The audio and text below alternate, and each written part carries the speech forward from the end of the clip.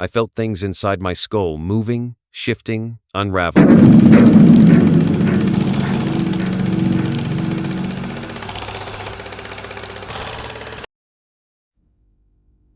I never thought my grandfather had secrets. He was always the quiet, kind man who lived in a small house on the edge of town, tending to his garden and never speaking much about the past. He had served in Vietnam, but like many veterans, he never spoke of what he had seen there. After his passing, I was left with his belongings, and among them, I found an old leather-bound journal. It smelled of age and mildew, the pages yellowed and fragile. I opened it, expecting stories of war, maybe reflections on the horrors he had endured. But what I found inside was something else entirely. The first thing that struck me was the name written inside the front cover, Michael J. Carter. My grandfather's name was John Carter. At first, I thought it belonged to someone else, maybe a war buddy whose journal he had kept. But as I read on, the handwriting was undeniably his. The dates matched the time he served. The details were too vivid, too personal. This was his story. But why the different name? The for commander. According to the journal, he arrived in Vietnam on a naval transport, assigned to a mission so classified that not even he knew the details. He was grouped with 5 other soldiers and a commander, a man he referred to only as Subpainter Reynolds. Their orders were simple: go deep into the jungle and await further instructions. After disembarking, they took 2 helicopters further into the jungle. The second trip nearly ended in disaster as they were ambushed mid-air. Gunfire erupted from the dense green below, and one soldier took a bullet to the leg. Despite this, they pushed forward, leaving him at an improvised wooden outpost in the middle of the jungle. The real mission began after that. They trekked deeper into the unknown, hacking through vines and evading enemy patrols. Eventually, they found what they were looking for, a cave heavily guarded by enemy forces. But what disturbed my grandfather the most wasn't the soldiers. It was what they were protecting. Inside the cave, there was a statue of a dragon. At first, it seemed like just another artifact, but as they observed, something felt off. The dragon appeared to be breathing. Its chest rose and fell ever so slightly, as if asleep. They barely had time to process this before gunfire erupted from the darkness. They lost 2 men in the ambush, barely escaping back to the outpost. But when they arrived, the helicopter was gone. Night fell, and my grandfather began to realize the truth. This was a suicide mission. He spied on Subpainter Reynolds that night, listening through the thin wooden walls of the commander's cabin as he spoke on a long-range radio. The words sent ice through his veins. They're not meant to leave this jungle. Before he could warn the others, he saw it happen. Subpainter Reynolds stepped out of the cabin and began executing the sleeping soldiers. Without thinking, my grandfather raised his rifle and fired. A gunfight broke out in the darkness. Then something even worse happened. A light appeared in the distance. Not a flashlight, not a flare. Something glowing, unnatural. It was moving through the trees, closing in fast. He ran. He ran for hours. His survival training saved him. He abandoned anything that could identify him. Dog tags, weapons, even his uniform. For 3 days, he wandered the jungle, starving, dehydrated, but determined to survive. Eventually, he stumbled upon an American forward operating base. When the soldiers found him, he pretended to have amnesia and severe PTSD. They took him back home, labeled him a decorated war hero, and gave him a new identity, John Carter. The last entry in the journal read, "If you are reading this, it means I never had the chance to tell you. They will never know what I saw, what we found, what Reynolds was willing to do to keep it hidden. But now you do. Don't look for answers. Just remember me as the man I tried to be, not the man I had to become." I don't know what to do with this knowledge. I don't know what to believe. All I know is that my grandfather, the man I loved and trusted, was not who I thought he was. And whatever he found in that cave, someone never wanted it to be known. I've been retired for years now, but some memories never fade. Some missions stay with you, not because of the action or the danger, but because they change how you see the world. This is one of those stories. Decades ago, I was stationed in Indonesia for a joint operation. The locals welcomed us warmly, and I even befriended one of their soldiers. Let's call him Addy. He was a good man, always eager to share his culture with me. Through him, I learned about the deep spiritual traditions of his country, the respect they had for nature, and the unseen forces they believed in. One day, we received orders for a mission that would take us through a dense, sacred forest, one known for its history of rituals, burials, and disappearances. The locals avoided it, calling it haunted ground. Before we entered, Addy pulled me aside and laid out 4 rules that we had to follow. 1. If you hear voices or footsteps that aren't ours, ignore them. 2. Take nothing from the forest and leave nothing behind. 3.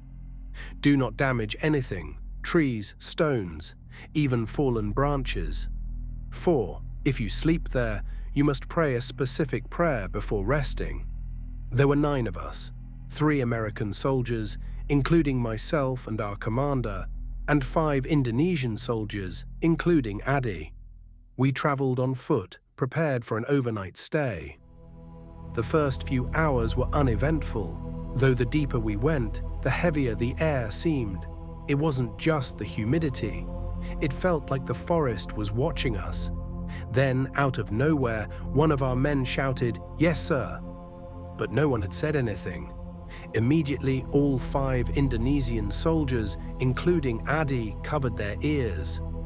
I didn't ask why, I just copied them. Our commander, confused, turned to the soldier who had shouted. The man was pale, shaking. He gripped his rifle so tightly his knuckles went white. His eyes darted wildly into the trees. "What the hell is that?" he stammered, pointing his weapon at nothing. "Do you see it? Help me! Help me!" The commander and the other 2 Americans rushed to restrain him.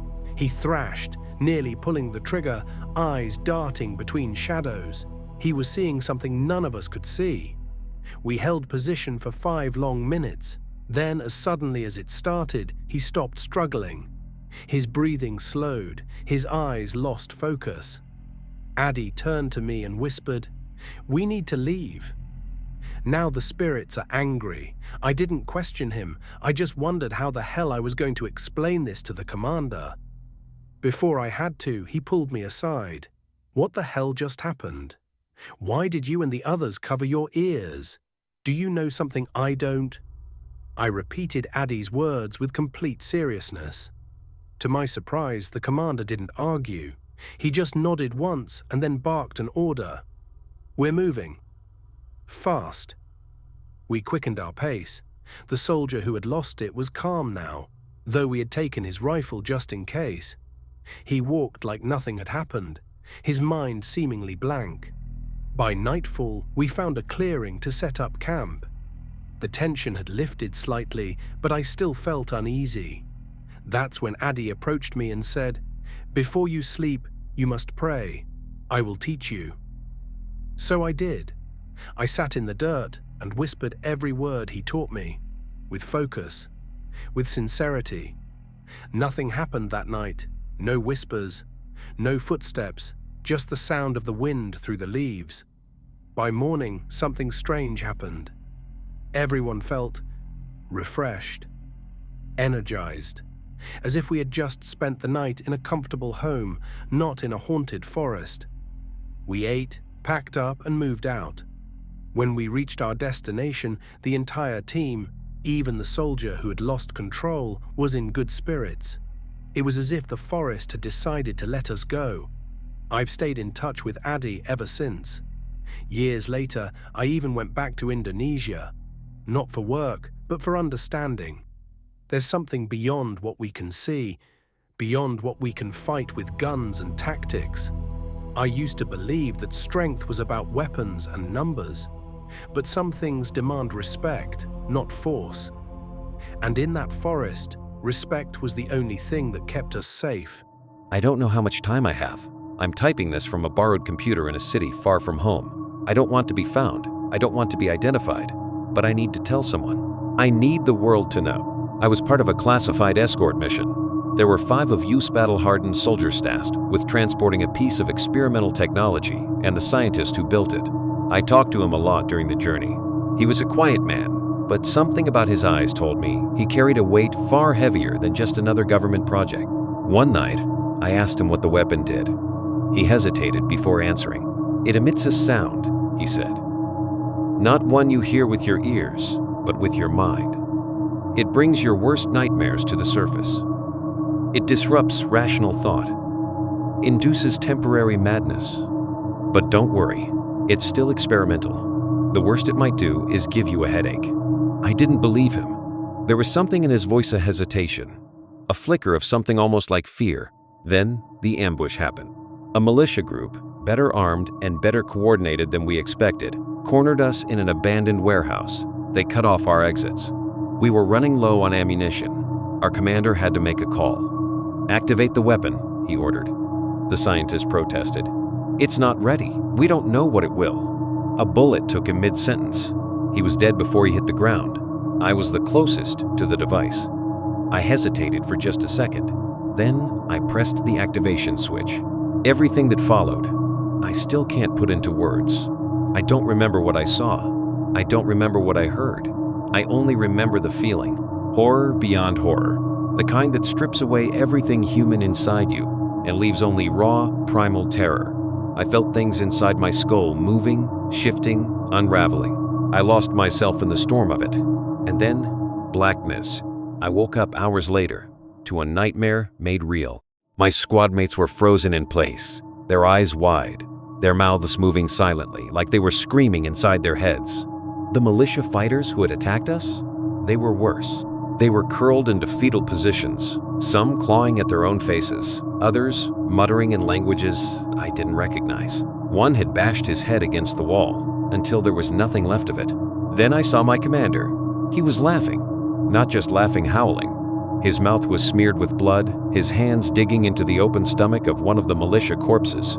He was eating. That's when I realized the warehouse itself had changed. The walls were twisted, warped, as if reality itself had bent.